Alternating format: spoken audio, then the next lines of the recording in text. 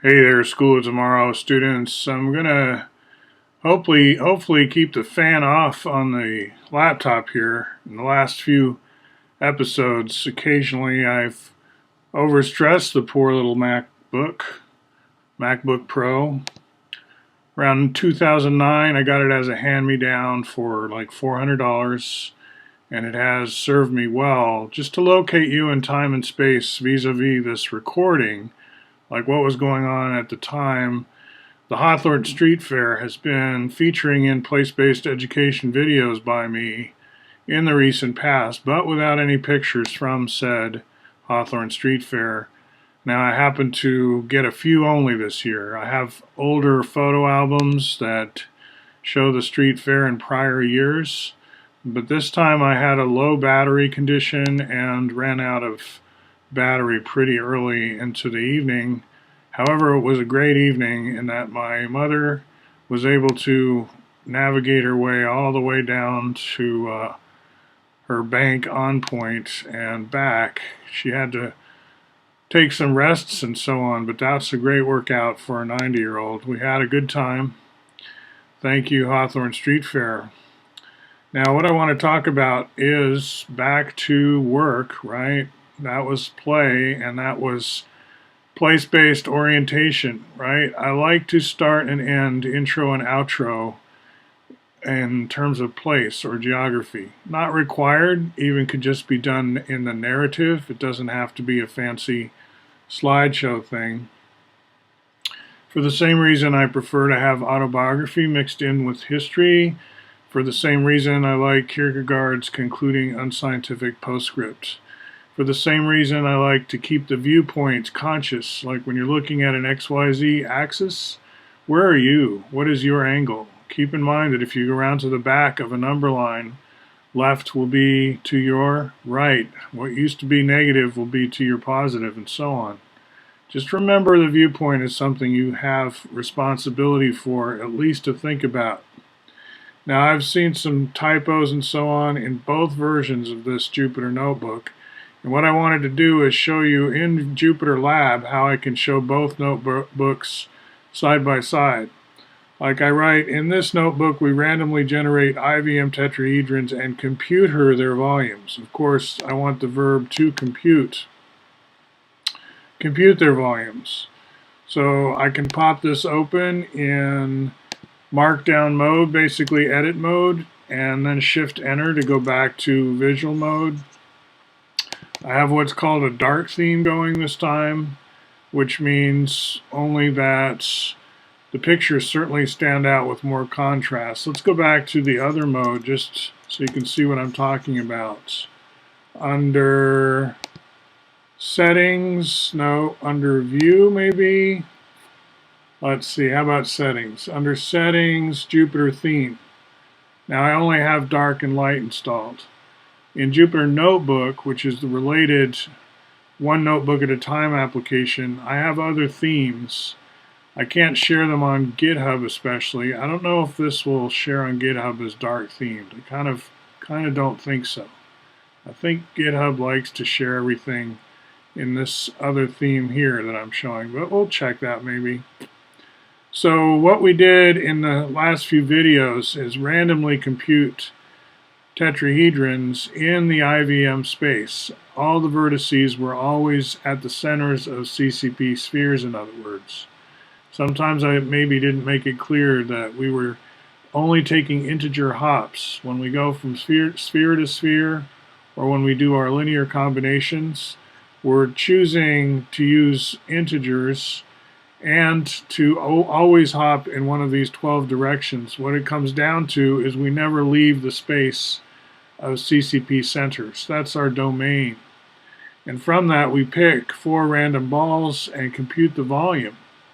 However, we're computing what we call tetravolume, which means that the tetrahedron of edges 1 is unit volume, or edges 2 if we're measuring in terms of CC ball radii. On the left side, I'm going through this and computing in regular floating point and showing my results in IVM volume. Maybe nothing special, but they're in excuse me, in XYZ volume, maybe nothing special, but in IVM volume, we start to see the rounding error. And so then I go, well, let's do this whole thing again, but this time we'll use the GIMP2 real number approximation to even greater precision, and we start getting IVM volumes of a very high number. Now I can't just jump in and run this, because that would call this number 1, and all these other things like any ball have not been defined, if you know what I mean. So if I just do Shift Enter here, I'm going to get an error. See, it doesn't know where to begin. It doesn't know how to do any ball, and so forth. So what you do in these is you find where you can restart the kernel and run all cells if you've made changes and so on, right? So this is me editing both. What I'm just going to show you for this final part 3 of the sequence is something pretty easy, which is how to embed a different video. Because why? Because when I go through the whole GIMP2 exercise, what I'm doing is, first of all, let's get out of full screen mode, and I'm sorry the fan has come on this computer. We didn't get very deep into it before that happens. Stop the sounds, stop the video. So this YouTube is about notebook number 2, where I go to extended precision. And so I would like to share that instead, and then I'll show you sending it up to GitHub so that you can get it from my repo. So I used copy there, and now I'm jumping over to the second notebook, and I'm going to use paste keyboard command, and I see that this weird permutation of upper lowercase letters and numbers is that YouTube again. So now if I do a Shift Enter on the last one, that should work right away because it doesn't depend on anything higher up. However, for good measure and for sharing, I'm going to cut out the very last cell, which I'm not using. I'm going to rerun everything on both of these and then send them up to GitHub. So we go to kernel and say restart kernel, run all cells. Again, the fan is running, and while that's happening, I'm going to make the computer even more burdens and pull up. So this is in the shell where it's actually running a Jupyter process, but I'm trying to get to a new window here so I can show you how I use GitHub. Let's go to Novel as my color, and that's a color scheme, right? Color themes are important in computers. And with the calculator of tomorrow, you would be working with these kinds of issues. It's what people in the workplace tend to be using. But then when we send you to school, we give you a scientific calculator. Is that supposed to emulate the workplace in some way? But it doesn't. And the schools right now are stuck because, A, they're not teaching the curriculum of tomorrow, which to me is, I use that as a selling point, like why my public school system is ahead of their public school system. My American education is more American or whatever. Mine's the public school. What they're teaching is censoring the Bucky stuff. So how can that be public school? I've got the calculator of tomorrow and the curriculum of tomorrow.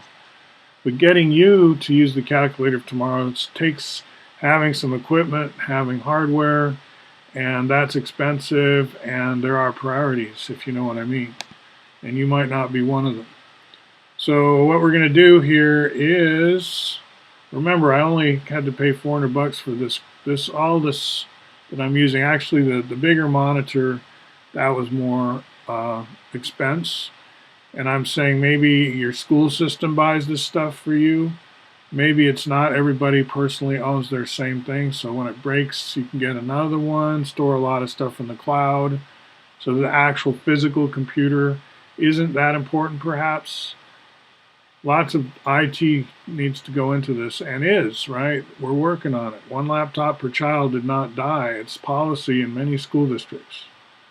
So hang in there. We're working on it. We're trying to get you the equipment and the personal workspace you need to be able to do this kind of work, your homework, whatever you want to call it. You need screen space, you need, not to be crammed in a little, packed into a small room necessarily. Briefings, yeah, we can do those.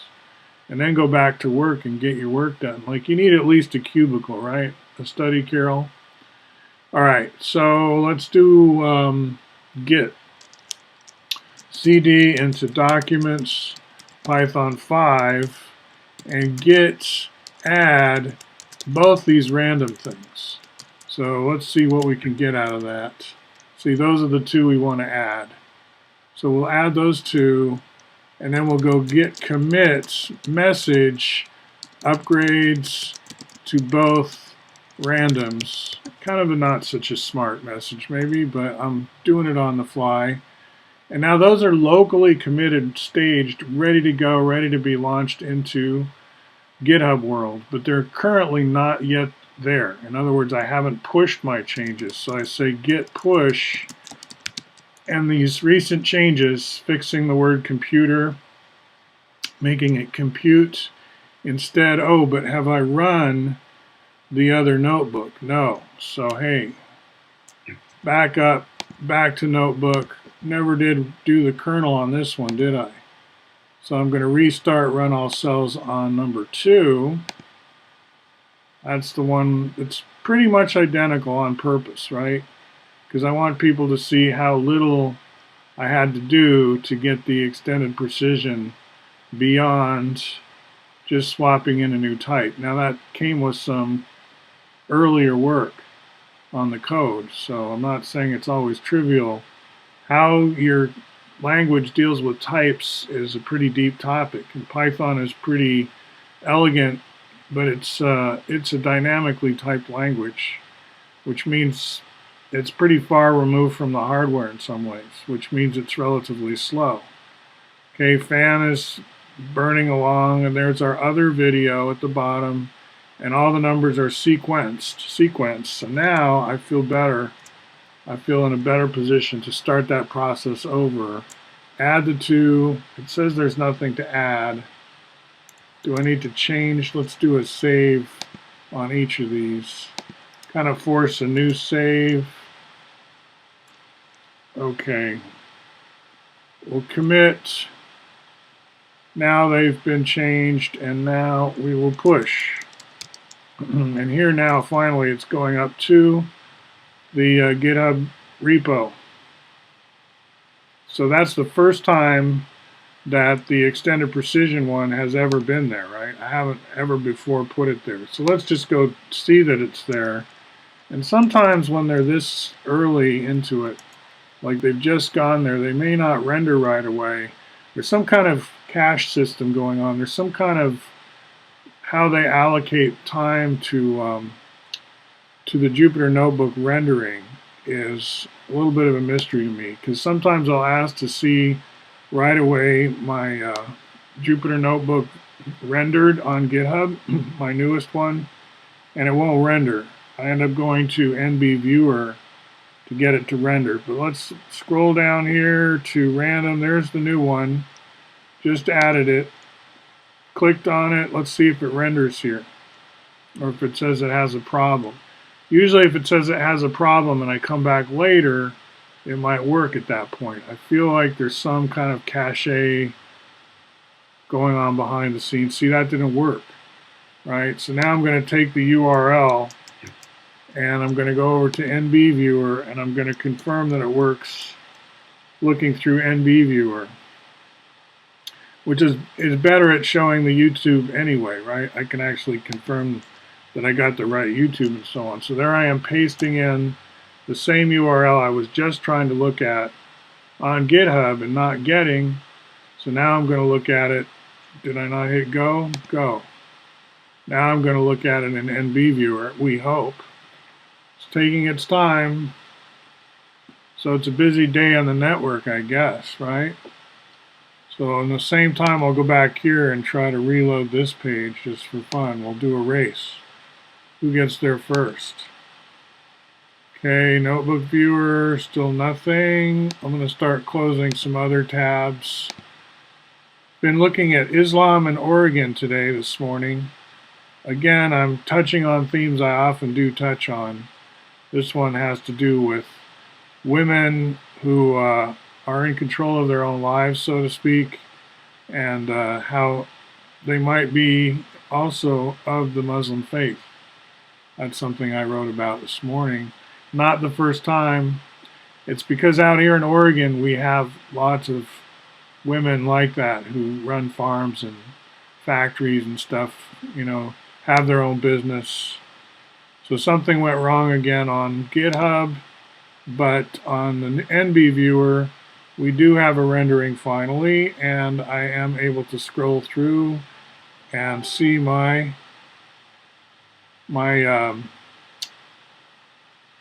Jupyter Notebook. I was going to say see my proof, but this is not a proof, remember. This is just a verification of a proof by Dr. Bob Gray, who I extend credit to in the opening sentence.